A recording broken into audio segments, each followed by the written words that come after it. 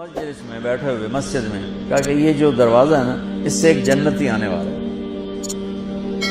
تو لوگوں نے دیکھا ایک مدینے کے مقامی آدمی ذرا بوڑھے، وہ مسجد میں اندر آئے، داڑھی میں وضو کا پانی، ہاتھ میں جوتا، نماز میں شریک ہو گئے۔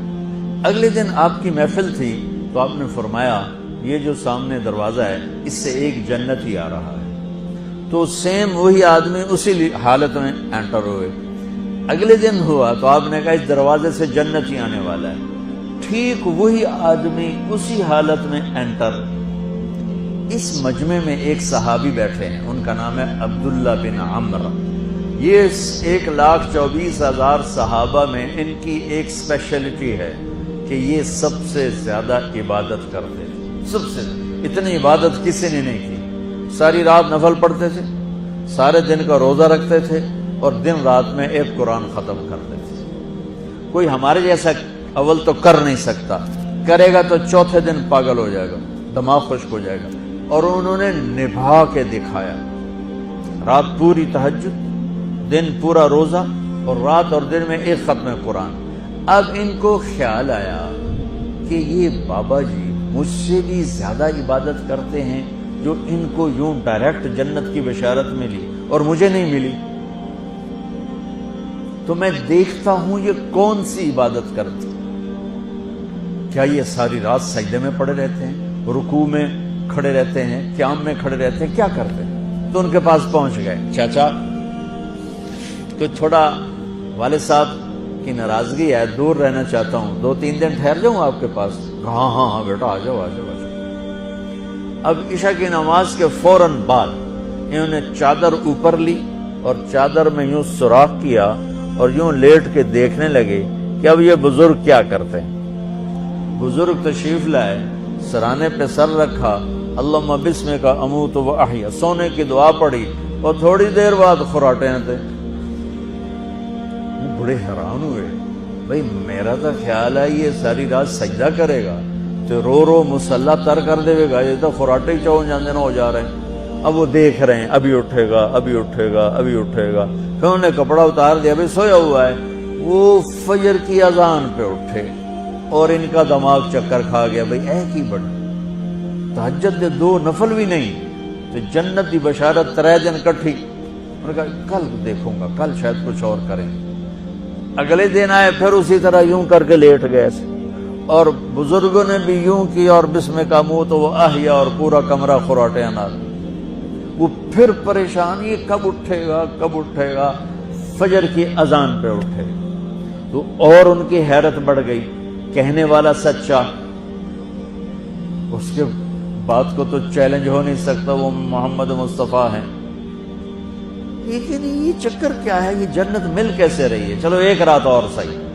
تیسری رات آئے، یہ یوں لیٹے وہ یوں لیٹے، یہ دیکھتے رہے وہ سوتے رہے، حتیٰ کہ فجر کی اذان پہ آنکھ کھلی تو یہ نا پھٹ پڑے، کہنے لگے چاچا بات بتاؤں؟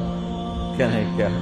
کہ میری کوئی جھگڑا نہیں تھا ابا سے، میں نے 3 دن مسلسل تیرے بارے میں سنا جنتی آ رہا، 3 دن تجھے اللہ کے نبی نے بشارت دی جنتی ہے جنتی ہے جنتی ہے، لیکن میں اس بات پہ حیران ہوں تو ساری رات سوتا رہتا۔ اس زمانے میں منافق بھی تہجد نہیں چھوڑتے تھے، فرض نماز تو فرض نماز ہے، منافق بھی تہجد نہیں چھوڑتے تھے۔ تو کہنے لگے کیا کرتے ہو؟ ساری رات تو سوتے گزار دیتے، کیا کرتے ہو؟ کہنے کے بھتیجے جو تو نے دیکھا ہے یہی کرتا ہوں۔ اب یہ پریشان ہے کہ اللہ کے نبی کی بات کو تو چیلنج ہو نہیں سکتا، اور جس کو بشارت دی ہے انہوں تے فٹ نظر نہیں آ رہی کہ کیسے 2 نفل آج کہ نیک لوگ تہجد نہیں چھوڑتے۔ تو کہنے لگے اچھا چلو اللہ نے ایسا ہی، اللہ کی مرضی، اللہ کے نبی کی مرضی۔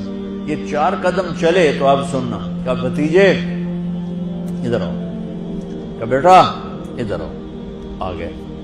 کہنے لگے اب تو میں اصلی بات بتاؤں، اب تو میں اندر کی بات بتاؤں؟ ان کا کیا ہے کیا ہے؟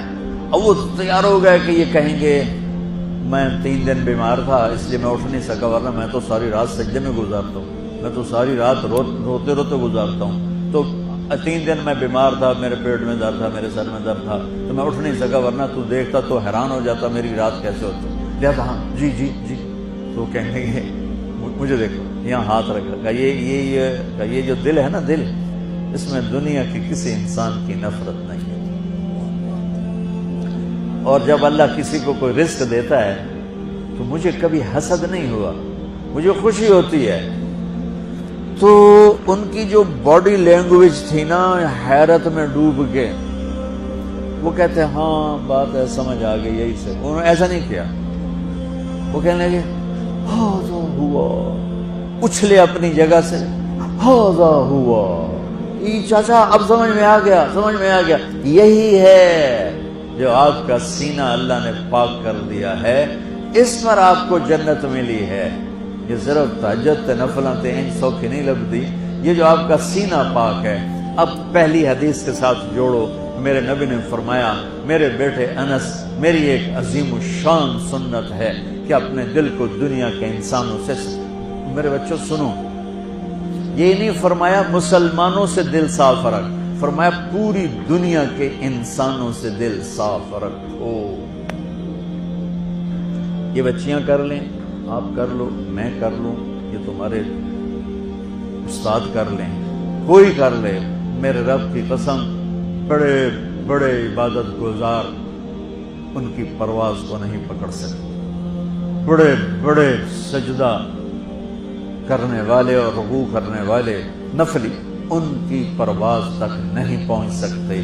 ایک اس وجہ سے کہ یہ عظیم الشان سنت ہے، ایک اس وجہ سے کہ اس کے کرنے والے بڑے تھوڑے ہیں، ایک اس وجہ سے کہ یہ مشکل بہت ہے کہ آدمی کو خود ذبح ہونا پڑتا ہے تب جا کر یہ چیز ہاتھ میں آتی۔ ایسے نہیں ہے کہ تہجد کے لیے نیند قربان کر دی، ہم جماعت میں گئے 40 دن کے لیے تھوڑا روکا سوکھا کھا لیا اور گھر کی جدائی برداشت کر لی، یہ پل پل کی موت ہے، پل پل کی عزت نفس پہ چھریاں ہیں، اور پھر یہ مسکرا کے چلتا ہے، یہ مقام اسے جبریل سے بھی اوپر لے جاتا ہے۔